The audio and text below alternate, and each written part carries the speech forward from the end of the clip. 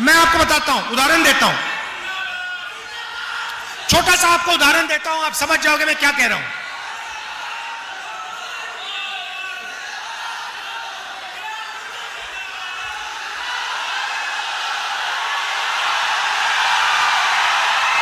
मैंने सुनो, मैंने एक एक्सपेरिमेंट किया। देखो, एक बार मैं यूपी में गाड़ी में जा रहा था, आप समझ जाओगे मेरा लक्ष्य क्या है। एक दिन मैं यूपी में गाड़ी में जा रहा था, रास्ते में मुझे मोची की दुकान दिखी और मैं रुक गया, और मैंने मोची से बात शुरू की। नाम उसका चेतराम है, चेतराम मोची। मैंने उससे बातचीत की। वो मुझे कहता है, राहुल जी आप यहां आए हो, आपने मेरी इज्जत की है, मेरी कोई इज्जत नहीं करता। आप आए हो, आपने मेरी इज्जत की। फिर मैं देख रहा था वो जूता बना रहा था, उसका हुनर, उसकी तपस्या थी, पूरी जिंदगी उसने मोची का काम किया, अनलिमिटेड ज्ञान था उसका। और मैंने उससे बातचीत की, मैंने उससे कहा कि चेतराम जी एक बात बताइए, आपको किस चीज की जरूरत है। और उसने मुझे कहा, राहुल जी मेरी दुकान बंद हो रही है, मेरी दुकान बंद हो रही है। उसका बेटा कहता है, राहुल जी मैं तो पापा के साथ काम नहीं करूंगा, मैं कुछ और करना चाहता हूं। मैंने उससे कहा कि चेतराम जी आपको किस चीज की जरूरत है। उन्होंने मुझे कहा, राहुल जी मुझे एक मशीन है, अगर आपने मेरे लिए वो कहीं से मेरे लिए वो आप मशीन ले आए तो मेरी जिंदगी बदल जाएगी, मेरी एक नहीं 2-3 दुकानें हो जाएंगी।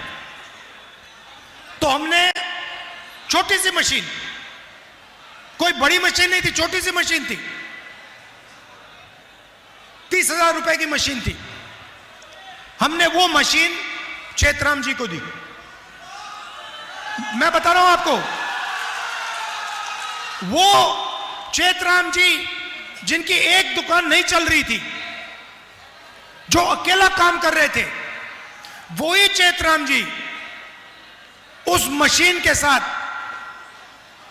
उन्होंने 2 दुकानें खोली महीनों में, 6 महीने के अंदर 2 दुकानें खोल के 10 लोग उनके लिए काम कर रहे थे। तो आप में हुनर की कमी नहीं है, आप में मेहनत की कमी नहीं है। आपकी जो सरकार है वो आपकी मदद नहीं करना चाहती। अब देखिए, मैं आपको उदाहरण देता हूं। अब जो प्रधानमंत्री होता है वो देश के युवाओं की रक्षा करना, उसको रक्षा करनी चाहिए। उसे सोचना चाहिए कि मैं बेरोजगारी को कैसे मिटाऊं। सही, उसको दुनिया के एक्सपर्ट्स बुलाना चाहिए और उनसे पूछना चाहिए, भैया हम रोजगार के खिलाफ कैसे, बेरोजगारी के खिलाफ हम कैसे लड़ें। और अगर दिन में 24 घंटे हैं तो हिंदुस्तान के प्रधानमंत्री को 6, 7, 8 घंटे तो इसमें लगा देने चाहिए कि मैं अपने देश के युवाओं को रोजगार कैसे दिलवाऊं, बिहार के युवाओं को मैं कैसे रोजगार दिलवाऊं। रोजगार क्या होता है? रोजगार का मतलब, दूसरा तरीका बोलने का, मैं बिहार के युवाओं के जेब में पैसा कैसे डालूं, यही है रोजगार का मतलब। इसके जेब में महीने का 20, 25, 30, 40, 50 हजार रुपए कैसे डाला जाए, यही है ना रोजगार का मतलब। अब देखिए, अब प्रधानमंत्री यहां आते हैं और आपसे कहते हैं कि बीजेपी ने डेटा, मोबाइल फोन डेटा का दाम इतना कम कर दिया है कि आप दिन भर रील देख सकते हो, आप दिन भर इंस्टाग्राम पे जा सकते हो, आप फेसबुक पे जा सकते हो। आप देखो, ये प्रधानमंत्री आपको क्या बोल रहा है, ये आपको रोजगार नहीं दिला रहा, ये आपसे कह रहा है कि आप रील पे अपना टाइम जाया करो, आप इंस्टाग्राम पे अपना टाइम जाया करो। जब आप रील को प्ले करते हो, सीधा उनके दोस्त मुकेश अंबानी के जेब में पैसा जाता है। शर्म आनी चाहिए प्रधानमंत्री को, वो पैसा उसको दिलवा रहा है और आपसे कह रहा है कि भैया आप अपनी पूरी जिंदगी रील देखने में लगा दो।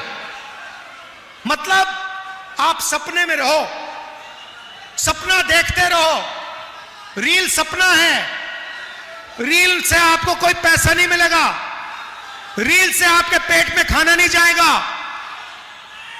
रील से आपको रोजगार नहीं मिलेगा। यह सच्चाई है।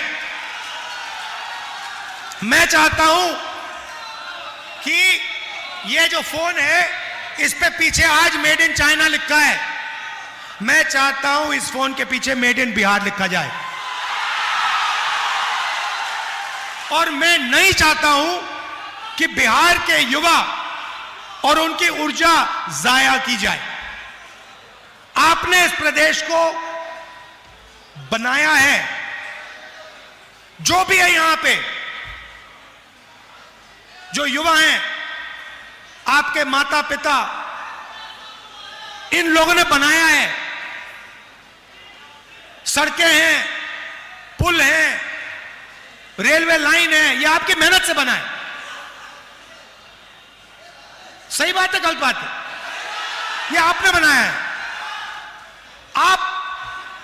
मैं बेंगलोर में जाता हूं, बिहार के लोग मिलते हैं, मुंबई में बिहार के लोग, अरुणाचल बिहार के लोग, जम्मू कश्मीर बिहार के लोग, लद्दाख गया था मैं, सड़क बन रही थी, 15,000 फुट पे सड़क बन रही थी। लेबर कौन था? लेबर आप थे। बिहार के लोग वहां पे मेहनत कर रहे थे, फटे हुए कपड़े थे, ठंड में। तो आप लद्दाख में सड़क बनाते हो, मुंबई में इमारतें बनाते हो, आईटी का इंफ्रास्ट्रक्चर बनाते हो। इंफोसिस कंपनी वहां पे जो जिस बिल्डिंग में वो रहते हैं, काम करते हैं, वो आपने बनाई है। और बिहार में आपकी सरकार आपको कुछ नहीं करने देती, आपका खून चूसती है। हम चाहते हैं कि जैसे पहले बिहार दुनिया का शिक्षा का सेंटर हुआ करता था, नालंदा यूनिवर्सिटी, पूरी दुनिया से लोग यहां आते थे, जापान से, कोरिया से, चाइना से, इंग्लैंड से, वही हम चाहते हैं। और मैंने पिछली मीटिंग में कहा, गठबंधन की सरकार शिक्षा पे काम करेगी, कॉलेज, यूनिवर्सिटी, सरकारी स्कूल यहां खोलेगी। मगर जिस दिन, मैं आपको बता रहा हूं, यह वायदा है, जिस दिन हिंदुस्तान में नेशनल लेवल पे इंडिया गठबंधन की सरकार बनेगी, उस दिन दुनिया की सबसे बेहतरीन यूनिवर्सिटी बिहार में बनेगी।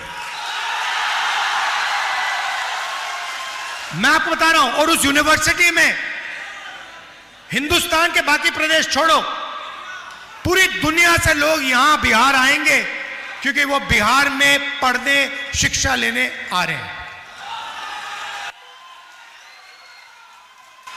तो ये हम चाहते हैं।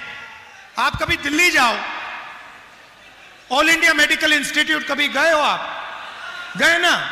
उसके सामने मेट्रो है।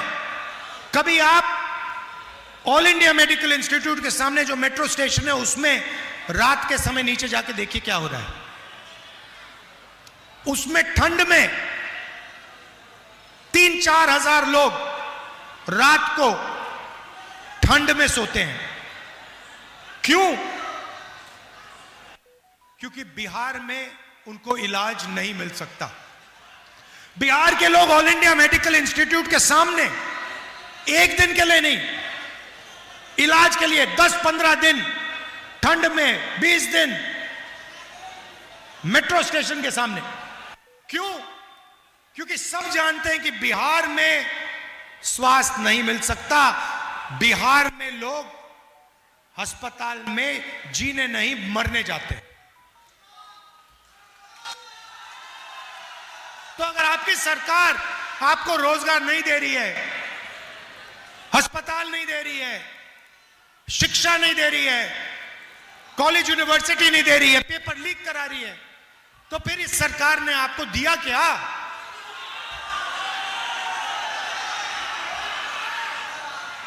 और अब दूसरा तरीका निकाला इन्होंने। वोटर अधिकार यात्रा में मैंने बिहार का पूरा दौरा किया, सैनी जी भी थे,